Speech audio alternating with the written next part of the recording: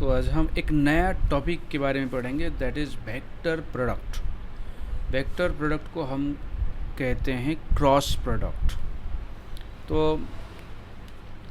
तो स्टार्ट करते हैं। वेक्टर प्रोडक्ट क्या है? देखिए, सपोज ये एक वेक्टर है और बी भी एक वेक्टर है।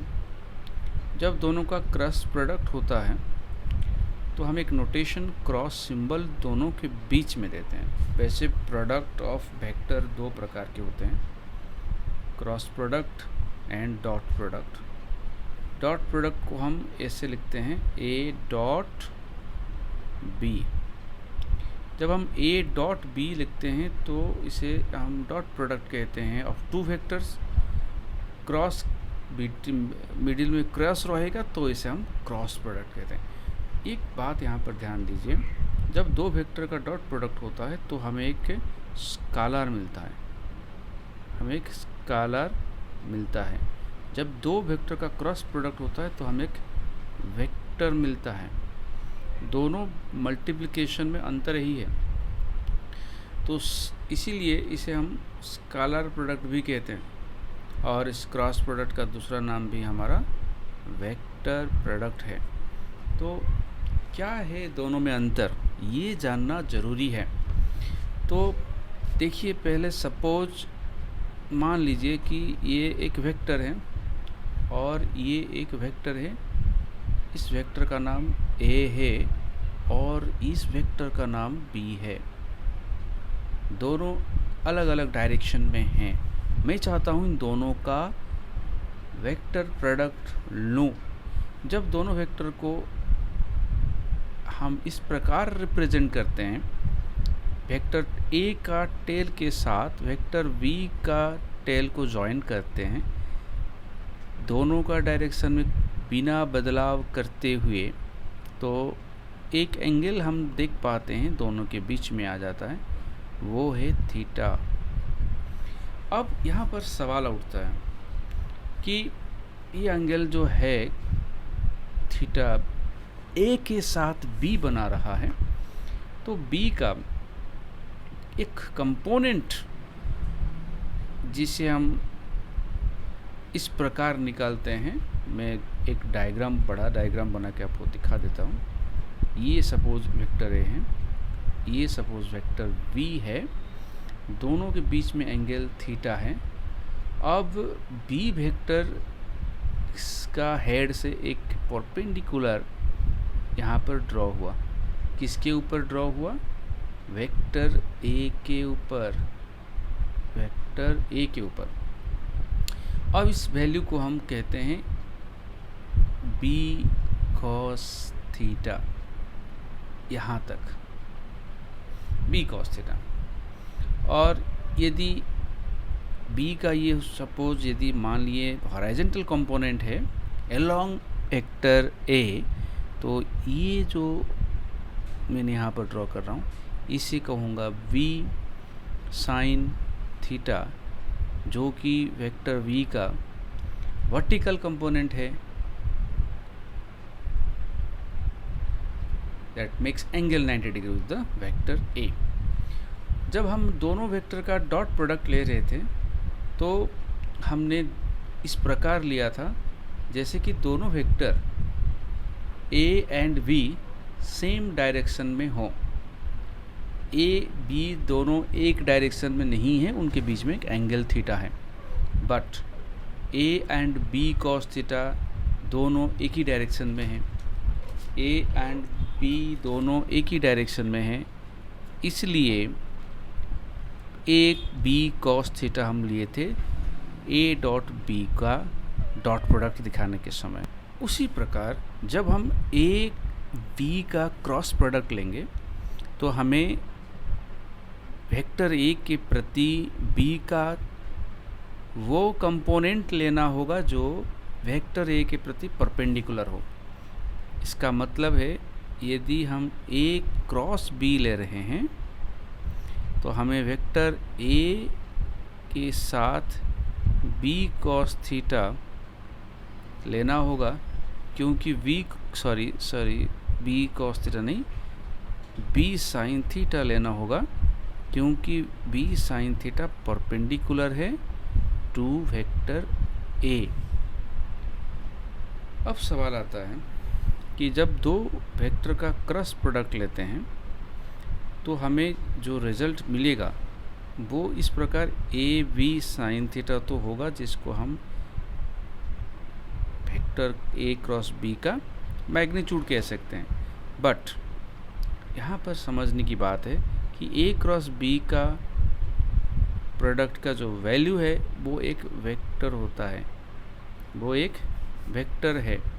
इसलिए यहाँ पर एक डायरेक्शन की ज़रूरत है, जिस डायरेक्शन को हम एक यूनिट वेक्टर एन कैप के द्वारा दिखा सकते हैं। इस प्रकार A cross B is equal to A B sine theta N cap, A B sine theta N cap. N cap is the unit vector along A cross B. अब हम जानते हैं कि एक वेक्टर का मैग्नीट्यूड होता है और डायरेक्शन होता है। तो ए क्रॉस बी यदि एक वेक्टर है तो मैं इस पूरा वैल्यू को एक वेक्टर के द्वारा दिखा सकता हूँ, वो है सपोज सी वेक्टर, वो है सपोज सी वेक्टर। अब सी वेक्टर जो है वो वेक्टर का मैग्नीट्यूड को मैं ए बी साइन थीटा के रूप में लिखा सकता हूँ, डायरेक्शन को एन कैप यूनिट वेक्टर के द्वारा दिखा सकता हूँ। अब सवाल आता है कि एन कैप का डायरेक्शन एक्चुअली किस डायरेक्शन में होगा, जबकि ए और बी ये दोनों एक प्लेन में हैं। सपोज इस प्रकार मैं एक कोऑर्डिनेट एक्सिस दिखा देता हूँ। यदि ये हुआ एक्स एक्सिस और ये हुआ वाई एक्सिस, तो इसे कहते हैं एक्स वाई प्लेन, इसे कहते हैं एक्स वाई प्लेन। तो एन कैप का डायरेक्शन कैसे हम दिखाएंगे?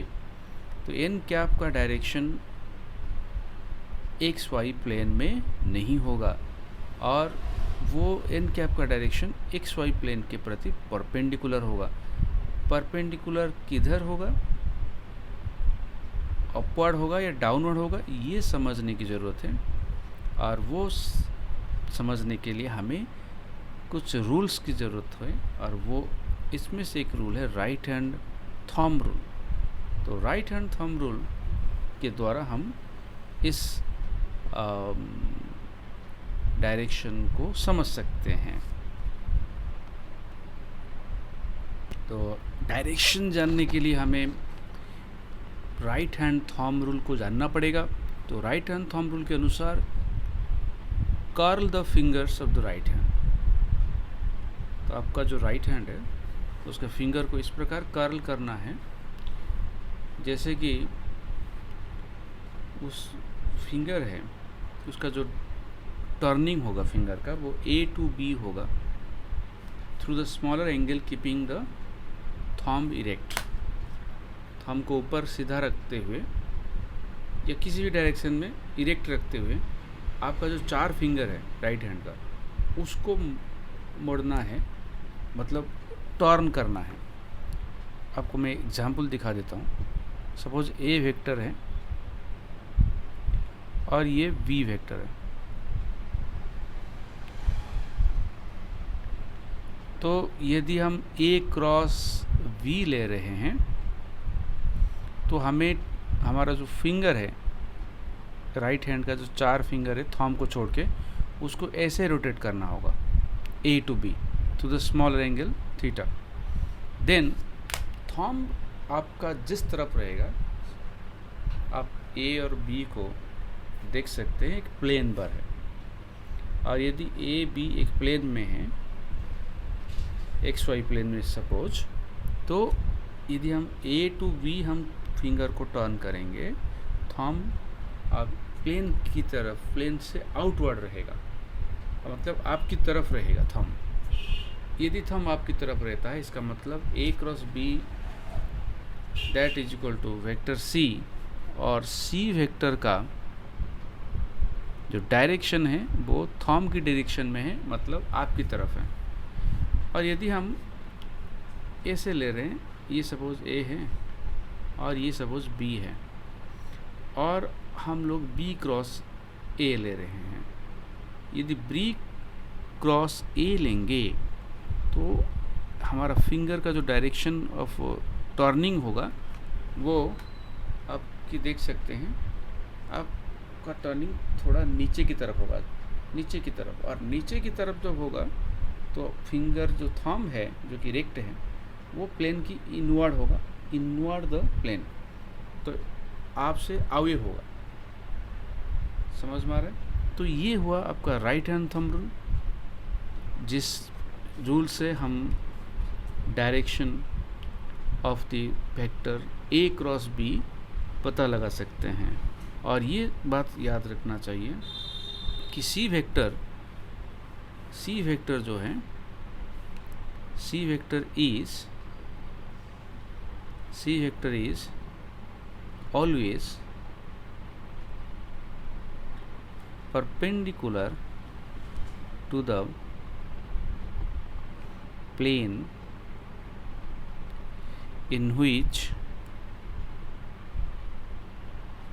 A and V lies, vector A and vector B lies। तो आप समझ में आ गया होगा। यदि आपको मैं थोड़ा समझा देता हूँ एक बार फिर से। यदि वेक्टर ए है, ये वेक्टर ए है और ये x axis, suppose x axis है, और ये आप देख सकते हैं, और ये वाई एक्सिस है, तो इसका मतलब हुआ ये वेक्टर बी हुआ, दोनों के बीच में एंगल है थीटा, हम ए क्रॉस बी ले रहे हैं। तो सी वेक्टर जो होगा वो आपका ए वी जिस प्लेन पर है, मतलब एक्स वाई प्लेन पर है, तो सी वेक्टर जो होगा वो एक्स वाई प्लेन के प्रति परपेंडिकुलर होगा, मतलब वो जेड एक्सिस की तरफ होगा और आपकी तरफ होगा, टूवर्ड्स यू। ओके, तो इस प्रकार होगा ए क्रॉस बी का डायरेक्शन, इस प्रकार हम जान सकते हैं। तो चलिए आगे हम और कुछ समझते हैं वेक्टर प्रोडक्ट के ऊपर। अब चलिए हम देखते हैं स्पेशल केस, कुछ स्पेशल केस के बारे में हम डिस्कस करेंगे। तो case number 1, when the two vectors are parallel, when the two vectors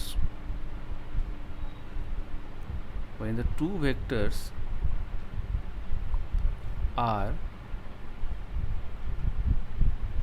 parallel।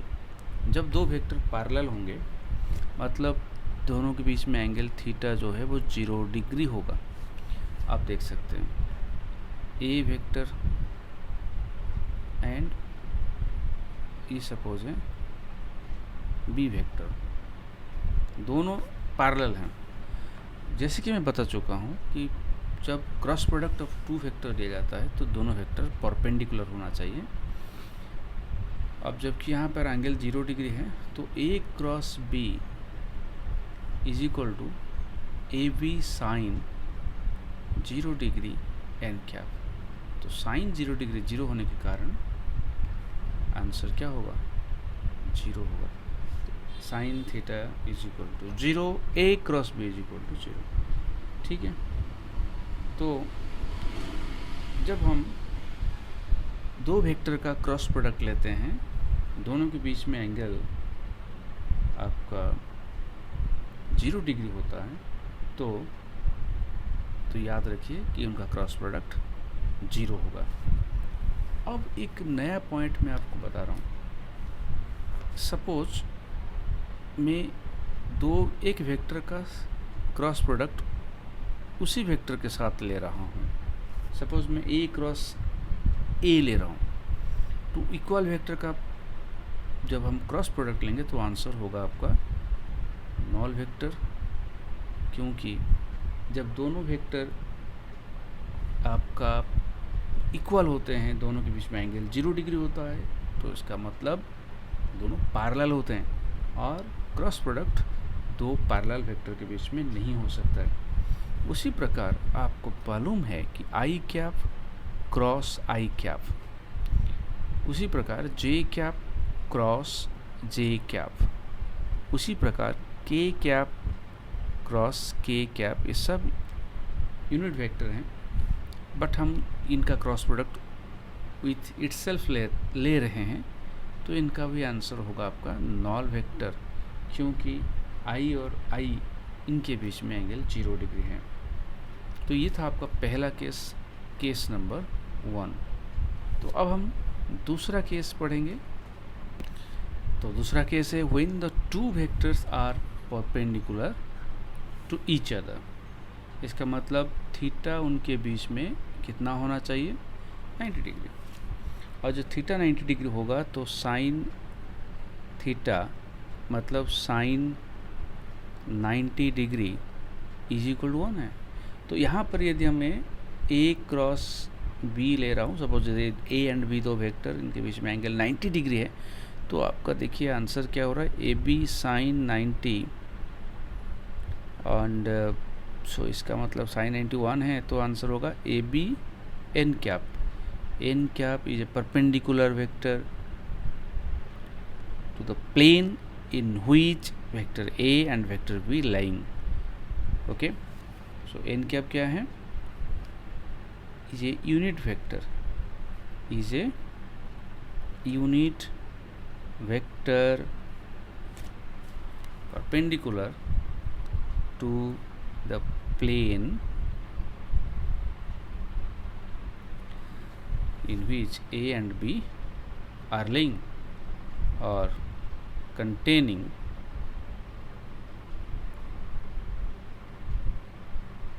a vector and v vector। तो यदि हम इसी प्रकार हम आई कैप जे कैप के बीच में क्रॉस प्रोडक्ट लेंगे, तो आप देख सकते हैं आई कैप अलोंग एक्स एक्सिस है एक यूनिट वेक्टर, जे कैप अलॉन्ग वाई एक्सिस है। तो आई कैप एंड जे कैप दोनों ऑर्थोगोनल यूनिट वेक्टर्स हैं।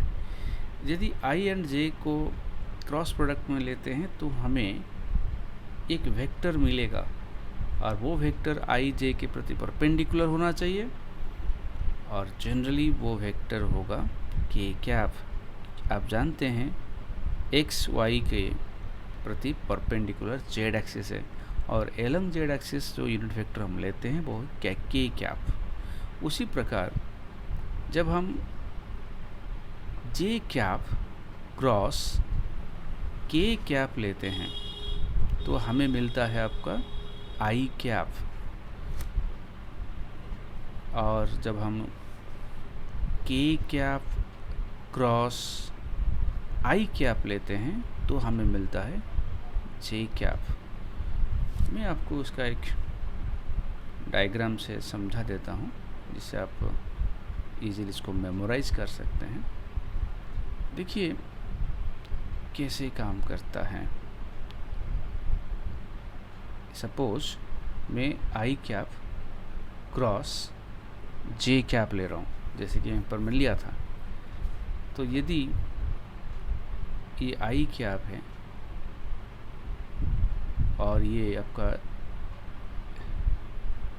जे कैप है और ये आपका के कैप है, तो जब मैं आई कैप क्रॉस जे कैप लूँगा तो मुझे मिलेगा क्या, मुझे मिलेगा के कैप, मुझे क्या मिलेगा के कैप। उसी प्रकार जब मैं जे कैप क्रॉस के कैप लूँगा तो मुझे मिलेगा क्या, आई कैप। ठीक है, आई कैप क्रॉस जे कैप मिला के कैप, जे कैप क्रॉस के कैप मिला आई कैप। उसी प्रकार के कैप क्रॉस आई कैप तो आपको मिलेगा जे कैप, ठीक है।